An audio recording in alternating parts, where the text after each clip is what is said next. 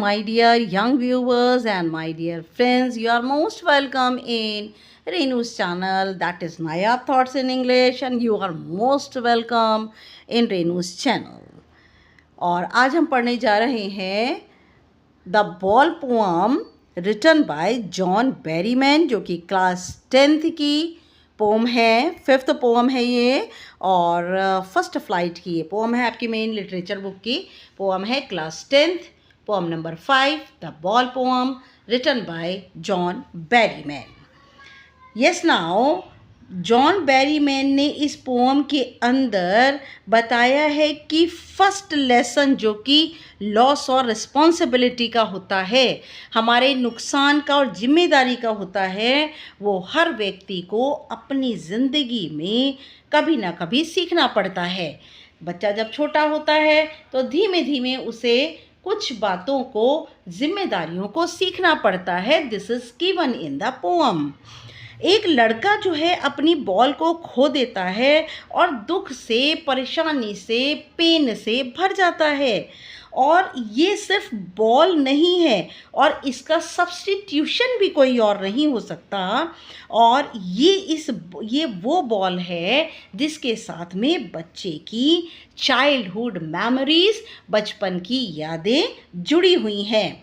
बच्चा अच्छी तरह जानता है कि अब उसे वो बॉल वापस नहीं मिल सकती और धीमे धीमे वो ये रिस्पॉन्सिबिलिटी सीखता है और इस बात की इम्पोर्टेंस को सीखता है कि रिस्पॉन्सिबल कैसे बना जाए, जो कुछ भी उसके पास है उसका ख्याल कैसे रखें और उसके लिए रिस्पॉन्सिबल कैसे बने, और अगर नुकसान हो भी जाए तो उस नुकसान की भरपाई कैसे करें।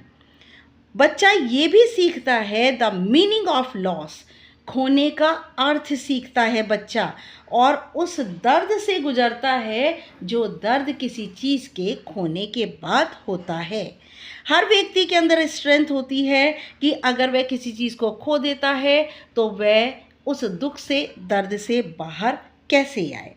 ये जो बॉल पोअम है ये हमें बॉल की लॉस, एक बच्चा है जिसकी बॉल का लॉस हो जाता है और इसका उस लड़के पर क्या प्रभाव पड़ता है। एक छोटा सा इंसिडेंट दिया हुआ है जो कि एक बहुत ही सिग्निफिकेंट बात को लेकर चलता है, जो कि लड़के को सिखाता है the first lesson in responsibility and loss. जो बच्चा है वो एक हार्बर के पास खेल रहा है। हार्बर क्या होता है? बंदरगाह, जहाँ पर ज़मीन है थोड़ी और आगे पानी बना है, नदी है। और बच्चा जो है उस बॉल से खेलता है हार्बर के पास, और बच्चा वह जैसे ही बॉल खो जाती है, पहले तो जो बॉल है वो हार्बर में लुढ़कती हुई चली जाती है और धीमे धीमे वो नदी के अंदर बॉल चली जाती है। पोइट के अंदर तो ये साहस भी नहीं है कि वे बच्चे को कहे कि वह उसे दूसरी बॉल खरीद के दे सकता है। जो नई बॉल है उसको खरीदना वर्थलेस है। क्यों? क्योंकि पुरानी बॉल के साथ उसकी चाइल्डहुड मेमोरीज जुड़ी हुई हैं और वो नई बॉल में वो बात नहीं आ पाएगी। बच्चा जो है वो नई बॉल के साथ में उस जो पुरानी बॉल के साथ उसने अच्छे समय को बिताया था, वो अच्छा समय नई बॉल के साथ नहीं हो सकता। और इसीलिए बच्चा जो है धीमे धीमे अपनी जिम्मेदारी का पहला सबक सीखता है। वो बताता है पोएट कि ये मटेरियल वर्ल्ड है और इसमें हमारी पोजीशंस, हमारी चीज़ें खोती रहती हैं और मनी जो है वो हर बार हर चीज़ को कॉम्पनसेट नहीं कर सकती। हमें किसी चीज़ को अपने अंदर की रिस्पॉन्सिबिलिटी से उस चीज़ को कॉम्पनसेट, खोने को कॉम्पनसेट करना पड़ता है। तो ये जो पोअम है जॉन बेरीमैन ने इतनी ही इसका मैसेज, इतना पावरफुल मैसेज है इस पोअम का कि हम कैसे बताया है पोइट ने कि कैसे एक बच्चा शुरू से सेंस ऑफ रिस्पॉन्सिबिलिटी और लॉस को सीखता है। Okay, now I am going to explain the poem, the ball poem written by John Berryman, class 10th और फर्स्ट फ्लाइट की पोम है ये ना। A ball poem, the boy loses a ball, एक लड़का बॉल को खो देता है। He is very upset, the boy is very much disappointed that he was full of pain. A ball does not cost much, ball की कीमत बहुत ज़्यादा तो नहीं है। Nor is it difficult to buy another ball, ना ही ये मुश्किल है, दूसरी बॉल को खरीदना भी मुश्किल नहीं है। Why then is the boy so upset, लड़का फिर क्यों इतना ज़्यादा डिसअपॉइंटेड है, सैड है, अपसेट है।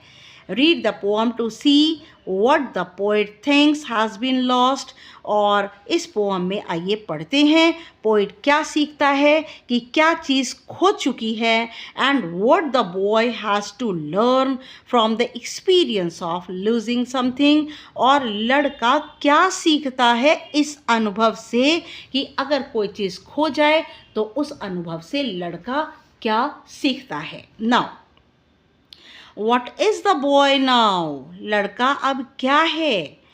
Who has lost his ball? Actually meaning ये बनेगा लड़का अब क्या करेगा जिसकी बॉल खो गई है। What क्या? What is he to do? और वह अब क्या करेगा, अब उसकी बॉल खो चुकी है, लड़का क्या करता? I saw it go. It here refers to the ball. मैंने उसे देखा जाते हुए, बॉल को जाते हुए देखा। Merrily bouncing, merrily is happily, और full of happiness, बड़ी खुशी से, bouncing meaning jumping, बॉल बड़ी खुशी से उछलती हुई down the street, गली में चली गई, and then और तब merrily over, बड़ी ही खुशी से, there it is in the water, water के बाद साइन ऑफ एक्सक्लेमेशन है, मीनिंग मैटर ऑफ सरप्राइज, कि यह हैरानी की बात है कि हार्बर में बच्चा खेल रहा है और उसको इतनी उम्मीद नहीं थी कि बॉल जो है पानी में चली जाएगी। उसे लगा था कि बॉल जो है बाउंस होते होते धीमे धीमे रुक जाएगी और पानी में नहीं जाएगी, लेकिन क्या हुआ, the ball went into the water. No use to say O there are other balls, कोई फ़ायदा नहीं है ये कहने का कि और भी बहुत सारी बॉलें हैं। भाई और भी हमारे पास तो बहुत सारी चीज़ें होती हैं, बॉल बहुत कॉस्टली नहीं है, लेकिन ये कहने का फ़ायदा ही नहीं है कि बहुत सारी बॉल्स हैं। And ultimate shaking grief fixes the boy, ultimate का मतलब होता है अपने आप, शेकिंग का मतलब कांपना, ग्रीफ दुख, फिक्सेस द बॉय एक अपने आप आने वाले दुख ने लड़के को जाम कर दिया, जड़ कर दिया। लड़का जो था जिसके ऊपर वो उस सैडनेस का बहुत ज़्यादा प्रभाव हुआ, उस दुख का बहुत प्रभाव हुआ। As he stands rigid, rigid का मतलब होता है बिल्कुल पत्थर की तरह हो गया लड़का, हैरान हो गया कि बॉल मेरी पानी के अंदर चली गई, अब वह क्या करेगा, बॉल वापस कैसे लाएगा। ये बॉल उसकी चाइल्डहुड मेमोरी से जुड़ी हुई थी, ये उसके लिए एक बहुत ही बेहतरीन खजाना थी, तो अब वह बॉल को कैसे लाएगा, इसलिए लड़का जड़ पत्थर की तरह खड़ा रहा। ट्रम्बलिंग कांपने लगा, स्टेयरिंग डाउन नीचे की ओर, स्टेयरिंग मीनिंग लुक कॉन्स्टेंटली, लगातार नीचे की ओर जहाँ बॉल गई थी देखने लगा। All his young days into the harbour, harbour मैंने आपको बताया द प्लेस नियर वाटर, पानी के नज़दीक जो जगह है। ऑल हिज यंग डेज उसके सारे युवा दिन, उसने सारे बचपन के दिन, युवा दिन यहीं पर बिताए थे, हार्बर के अंदर। वेयर हिज बॉल वेंट, जहाँ उसकी बॉल जो है वो चली गई है। I would not intrude on him, intrude का मतलब होता है कि एक ऐसी सिचुएशन जहाँ पर किसी का वेलकम नहीं होता। I would not intrude on him, अगर मैं बच्चे से दूसरी बॉल खरीदने के लिए कहता भी तो मैं, आई वुड नॉट इंट्रूड वैसे होता है बेटा किसी की ज़िंदगी में स्टील्थली, सीक्रेटली, चुपचाप घुसे चले जाना। तो मेरा बच्चे को मेरा ये कहना कि तुम दूसरी बॉल खरीद लो, बच्चे की लाइफ में इंटरफियर करना, ये बात वेलकम नहीं है, बच्चा इस बात को वेलकम नहीं करेगा। डाइम, डाइम होता है ये यूएस की करेंसी है जो कि 10 सेंट्स होती है। ओके, तो ये 10 सेंट्स जो है, अ डाइम अनदर बॉल, दूसरी बॉल की कॉस्ट क्या होगी? What is the cost of another ball? A dime. It means 10 cents. सिर्फ 10 सेंट्स होगी। इज़ वर्थलेस, लेकिन बेकार है। Now he senses first responsibility. अब बच्चे को महसूस हो रही है, he here refer to the boy who has lost his ball. अब उसे महसूस होती है अपनी पहली जिम्मेदारी। In a world of possessions, इस मटेरियल के संसार में, इस भौतिक संसार में, इस पोजेशन वाले संसार में, पोजेशन का मतलब होता है हमारी सारी चीज़ें जो हमसे रिलेटेड हैं, हमारे घर की चीज़ें, ऐशो आराम की चीज़ें, खाने पीने की चीज़ें, ये सब हमारा पोजेशन है जिसके ऊपर हमारा अधिकार है। और ये इन अ वर्ल्ड ऑफ पोजेशन, इस मटीरियलिज्म वर्ल्ड के अंदर, भौतिक संसार के अंदर, जिसमें सभी चीज़ें हमारी ऐशो आराम की मौजूद हैं, इस संसार में पीपल विल टेक बॉल्स, लोग बहुत सारी बॉलें खरीदेंगे।